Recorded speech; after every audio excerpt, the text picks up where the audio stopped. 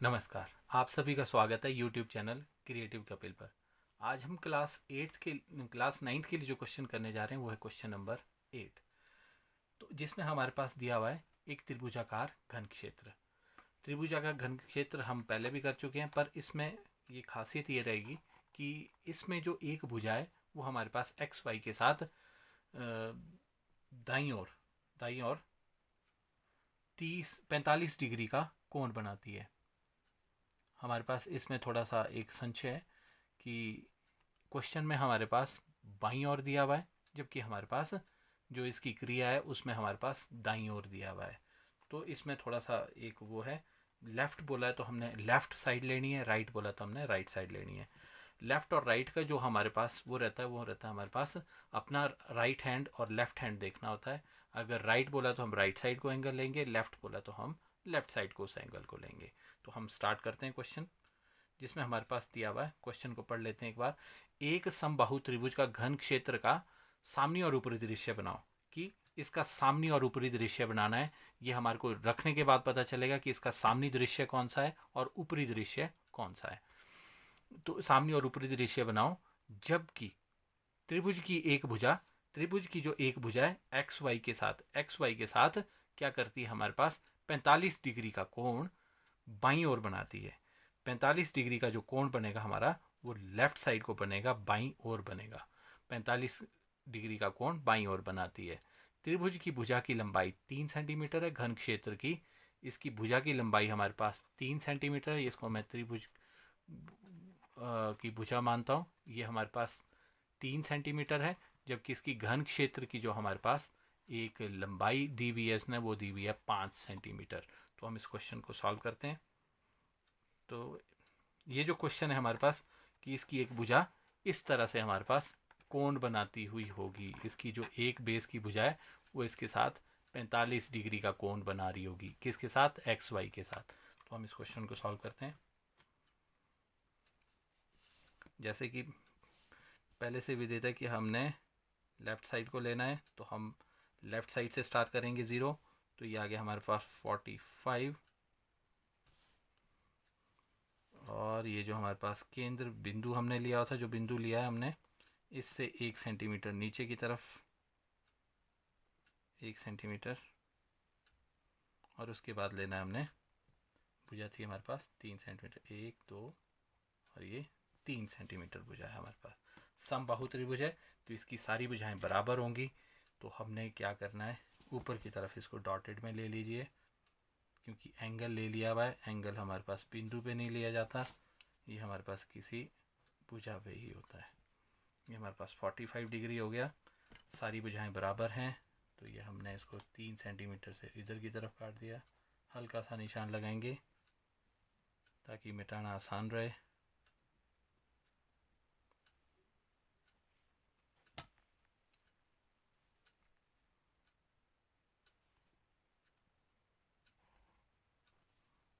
ए और बी बिंदुओं के साथ इसको मिला देना है। ये था हमारे पास ए बिंदु, ये था बी बिंदु, ये था सी बिंदु। अब इस त्रिभुजाकार घन क्षेत्र, ये त्रिभुज है, घन क्षेत्र इसके पीछे छुपा हुआ है।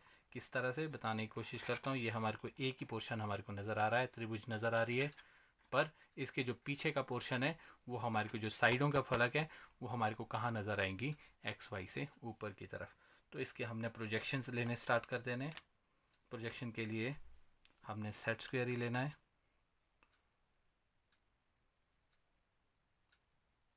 तो सबसे पहले एक्स वाई के ऊपर स्केल को सेट स्क्वायर को रखना है। मैं इसको साइड में ही रखता हूँ।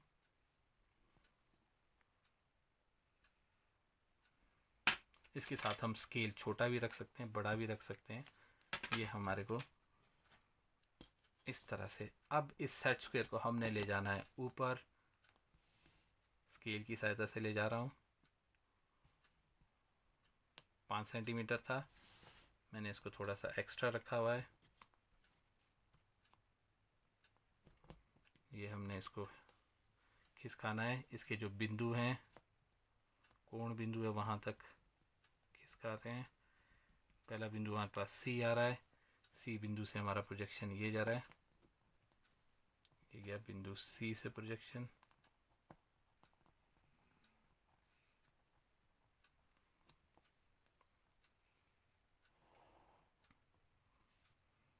ये पक्का आएगा कि ये कॉर्नर हमारे पास के नीचे कोई भी सामने कोई दूसरी चीज़ नहीं है।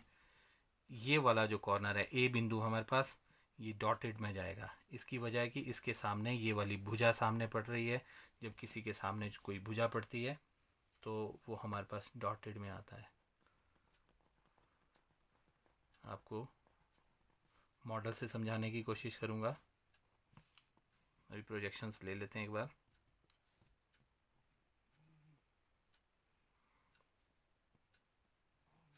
ये पक्की आएगी।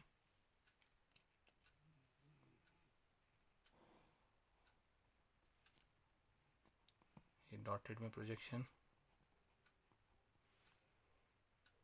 ये जो कॉर्नर था हमारे पास बी बिंदु, यहाँ का प्रोजेक्शन हमारे पास इसके सामने कोई भी हमारे पास आकृति कोई हमारे पास बिंदु नहीं है, रेखा नहीं है, तो हमारे पास ये इसके प्रोजेक्शन जो गया हमारे पास पक्का गया है। इसकी टॉप जो सिरे हैं हम उनको मिला लेते हैं। तो हाँ, इसको समझाने की कोशिश करता हूँ। ये अगर हमारे पास कोई भुजा है, इसके पीछे कोई बिंदु है, कॉर्नर है हमारे पास, ये देखिए त्रिभुज वाला।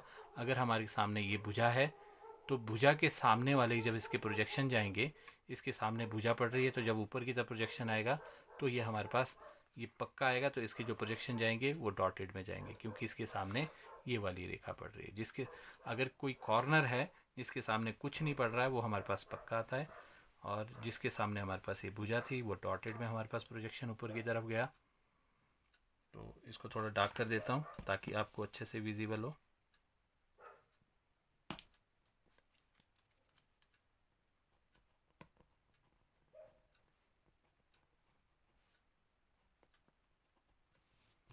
नाम लिख लेते हैं वैसे ही, ए डैश, बी डैश, ये सी डैश। अब इनको हम ऐसे ही नाम भी दे सकते हैं, A double dash, C double dash और बी डबल डैश। बी उसी सीध में चलेगा और ए भी उसी लाइन में चलेगा, सी भी उसी तरह से। ये हमारे पास एक त्रिभुजाकार घन क्षेत्र था जो हमारे पास, जिसकी त्रिभुज की एक भुजा हमारे पास एक्स वाई से बाईं ओर हमारे पास 45 डिग्री का कोण लिए हुए थी। उसके बेसिस पे हमारी ये ट्राइंगल बनी है, समबाहु त्रिभुज बनी है। इसके प्रोजेक्शंस ऊपर की तरफ गए हैं। ये इसकी साइड्स हैं। ये हमारे को किस तरह से नज़र आ रहा है, थोड़ा सा इसको समझने की कोशिश करते हैं। जैसे हमारे पास ये बराबर नज़र आना चाहिए था, पर हमारे पास ये बीच में बराबर नहीं थी। तिरछा होने की वजह से इसका एक पोर्शन हमारे पास कम नज़र आ रहा है और एक पोर्शन हमारे पास ज़्यादा नज़र आ रहा है। ये पोर्शन हमारे पास ज़्यादा नज़र आ रहा है, ये वाली साइड ज़्यादा नज़र आ रही है, जबकि हमारे पास ये वाली साइड कम नज़र आ रही है। तो ये हमारे को बैक साइड में, तो हमने इसको डॉटेड में दिखाया हुआ है। आशा करता हूँ मेरा ये प्रश्न आपको पसंद आया होगा। धन्यवाद।